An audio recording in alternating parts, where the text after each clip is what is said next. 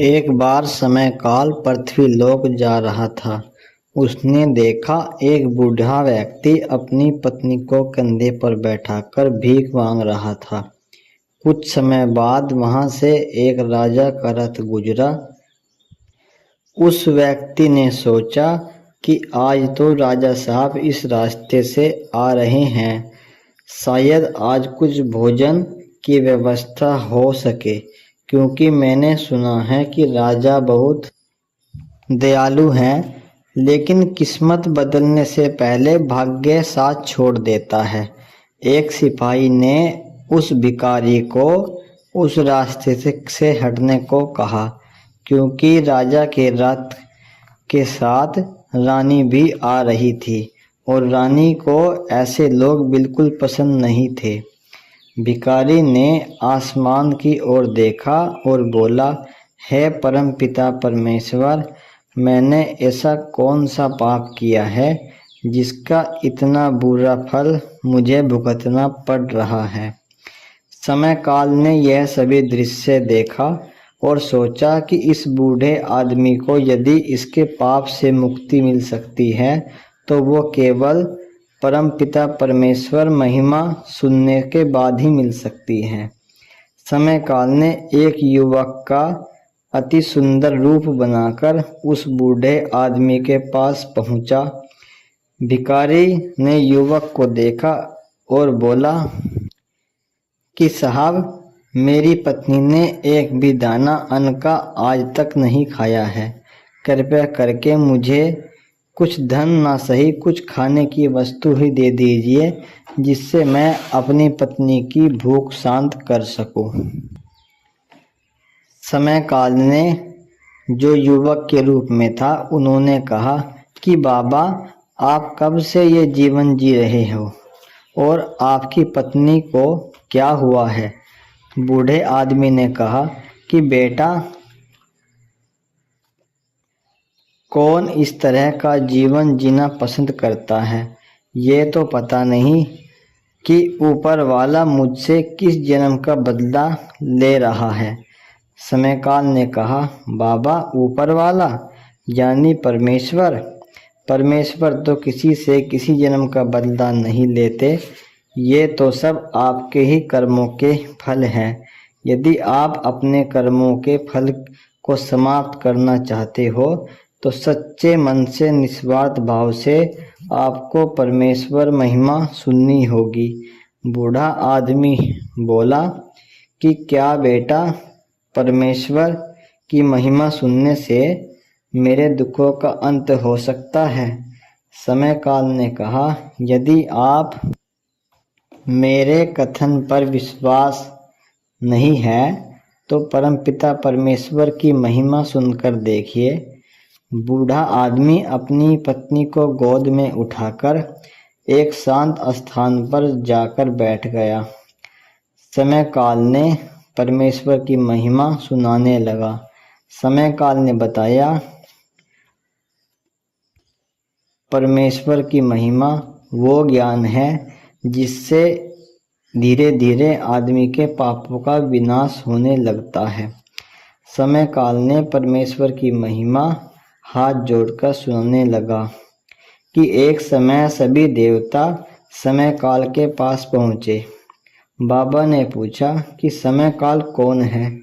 समय काल बोला, बाबा, वो है जो परमेश्वर के चरणों का दास है, अर्थात समय, जो भूत भी है, भविष्य भी है और वर्तमान भी है। जब सभी देवता समय काल के पास पहुँचे और समय काल से प्रार्थना करने लगे कि है समय काल, हमें भी परमेश्वर के दर्शन करवाओ। आज तक हमें किसी को भी परमेश्वर के दर्शन नहीं हुए हैं। समय काल ने कहा, जिस भी देवता से आज तक कोई भी अधर्म नहीं किया है, वह अपने आप ही उसे परमेश्वर के दर्शन हो जाएंगे। सभी देवता ये सुनकर चौंक गए। उनमें से एक देवता ने कहा, समय काल, क्या कोई और मार्ग नहीं है। समयकाल ने कहा, यदि तुम पृथ्वी लोक में जाकर रहो और वहां जाकर नेक कर्म करो, परमेश्वर का सुबह शाम चिंतन करो, तो शायद तुम्हें उनके दर्शन संभव हो। सभी देवता ने पृथ्वी लोक जाने से इनकार कर दिया, लेकिन उनमें से एक देवता बोला कि मैं जाऊंगा पृथ्वी लोक। समयकाल ने उस देवता को कहा कि आपका जन्म एक भिखारी के घर में दे दिया जाएगा। उस देवता ने कहा कि ठीक है, मुझे सब मंजूर है, लेकिन मैं पृथ्वी लोक जाऊंगा। कुछ समय बाद उस देवता का जन्म एक भिखारी के यहाँ हुआ। जन्म होने के बाद कुछ समय बीत गया और वह देवता सब कुछ भूल गया और संसार की मोह माया में खो गया। इस जन्म में किए हुए कर्मों के अनुसार अब समय आ गया था कि उसे उसके कर्मों का दंड मिलने लगे। समयकाल ने धर्मराज को बुलाकर उस देवता के कर्मों का लेखा जोखा देखा। धर्मराज से पूछा कि धर्मराज, क्या इस देवता ने कोई नेक कर्म भी किए हैं? धर्मराज ने उस देवता के सभी कर्मों का लेखा जोखा समयकाल को दे दिया। समयकाल ने देखा कि उसने तो एक भी पुण्य नहीं किया है, इसने तो केवल पाप ही पाप किए हैं। उस देवता ने पाप कर्म ज्यादा किए थे, इसलिए समयकाल उसके कर्मों का दंड देने के लिए वहां से चल दिया। समयकाल ने दंड देना शुरू कर दिया। दंड के फलस्वरूप उस देवता के ऊपर मंदिर की चोरी का इल्जाम लगा। उसके बाद वो बहुत बीमार रहने लगा। धीरे धीरे इतना स्वास्थ्य खराब हो गया, मानो उसे लग रहा था कि अब जीवन कुछ ही पल का है। फिर समयकाल ने सोचा कि इस देवता ने एक तो पुण्य कर्म किए हैं, परमेश्वर के दर्शन के लिए इस संसार में जन्म लिया है, तो इसका उद्धार तो करना ही होगा। समयकाल ने उसके सपने में जाकर उसके पूर्व जन्म का दृश्य दिखाया और ये भी बताया कि तुम्हारा जन्म परमेश्वर के दर्शन की इच्छा के लिए हुआ है। यदि तुम अपने कष्टों से मुक्ति चाहते हो तो परमेश्वर की भक्ति शुरू करो। परमेश्वर के चरणों में एकांत में बैठकर ध्यान करो। परमेश्वर तुम्हें इस सृष्टि के कण कण में दर्शन देंगे, जिससे तुम्हारा उद्धार होगा।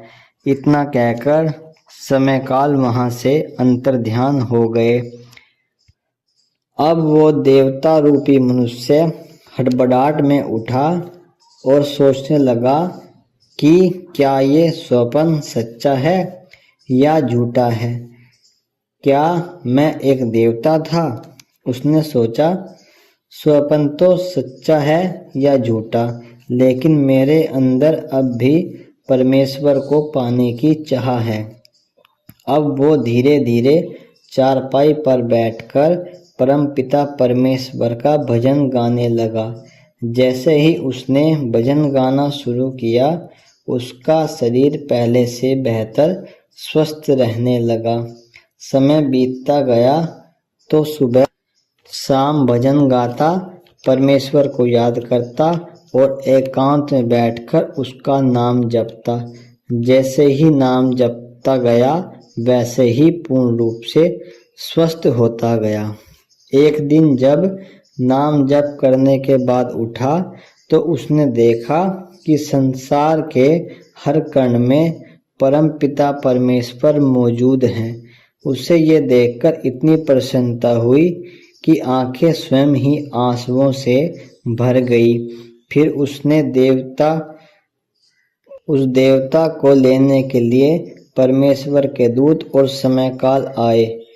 उस रूप देवता का बन गया और वह उसकी आत्मा को विशाल रूप रथ में बैठाकर परमेश्वर धाम ले गए। अब उस देवता की श्रेणी और देवताओं से बहुत ऊंची और महान हो गई थी, क्योंकि उसे परमपिता परमेश्वर के रूप के दर्शन हुए। अब समयकाल ने उस बूढ़े आदमी को कहा कि बाबा, ये है परमपिता परमेश्वर की महिमा, जिसके दर्शन के लिए देवता भी इंसान बनने को तैयार हो गया। आप तो पहले से ही इंसान हो। ये सौभाग्य तो देवताओं को भी प्राप्त नहीं होता। जब तक देवता इंसान बनकर अपना उद्धार कर लिया तो आप तो इंसान ही हो। क्या आपके दुखों का अंत नहीं होगा? समय काल ने उस बूढ़े आदमी को परमेश्वर की भक्ति का रास्ता बताया। जिस स्थान पर कोई जूते चप्पल लेकर न जाता हो, उस स्थान पर एक आसन बिठाकर उस परमेश्वर का ध्यान करे, नाम जप करे।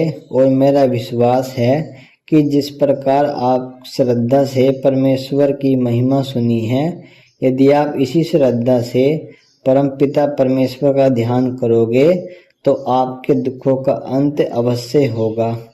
उस आदमी ने घर जाकर उसी प्रकार किसी को बिना बताए एक एकांत स्थान तलाश किया।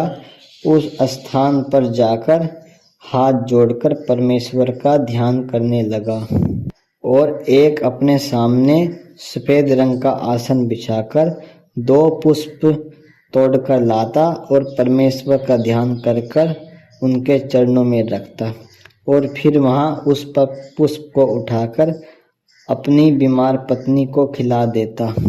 धीरे धीरे उसकी पत्नी पूर्ण रूप से स्वस्थ हो गई।